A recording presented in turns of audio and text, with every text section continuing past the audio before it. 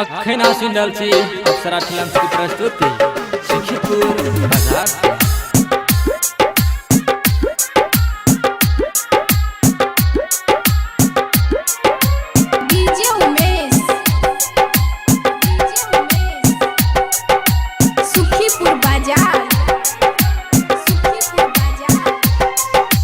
हमर छियो सजनी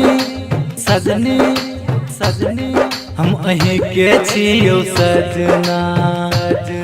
आहा हमर छियो सजनी हम अहीं के छियो सजना आहा बिनु कोना रह पाए अब हमरा ये अपना बनाबू ओ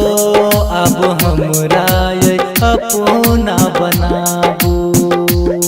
रातो कह नींद न आबई अही के याद सताबई रातो कह नींद न आबई अही के याद सताबई हम अपन हाल कोना के बताबू आब हमरा ये अपन बनाबू अब हमरा ये अपन बनाबू।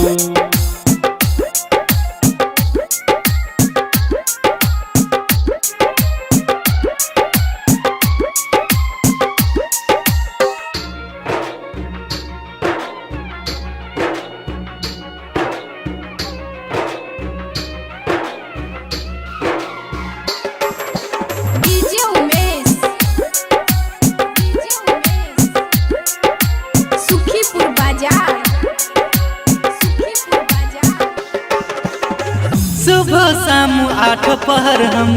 करब प्यार ये जब तक नहीं मिलब हम करब इंतजार ये करब इंतजार ये हो बिनु हम सजनी जियाब कोनाए अहाँ जे देर लगाइब छोड़ब दुनिया ये छोड़ब दुनिया हमर सपना अब अही से जुड़लिया अब हमरा अहा अपन बनाबू अब हमरा अहा अपन बनाबू।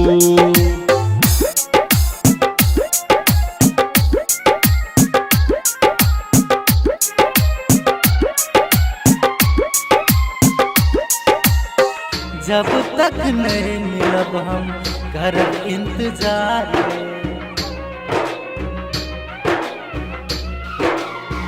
जब तक नहीं मिलब हम करब इंतजार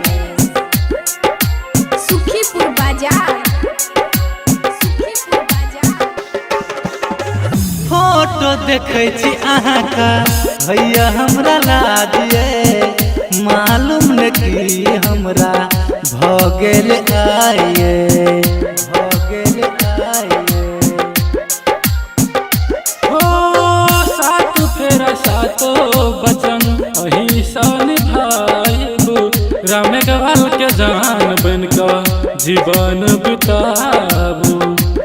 राम कुमार अही के जीवन साथी आबू हमरा बना लो जीवन साथी हो अब हमरा बना लो जीवन साथी।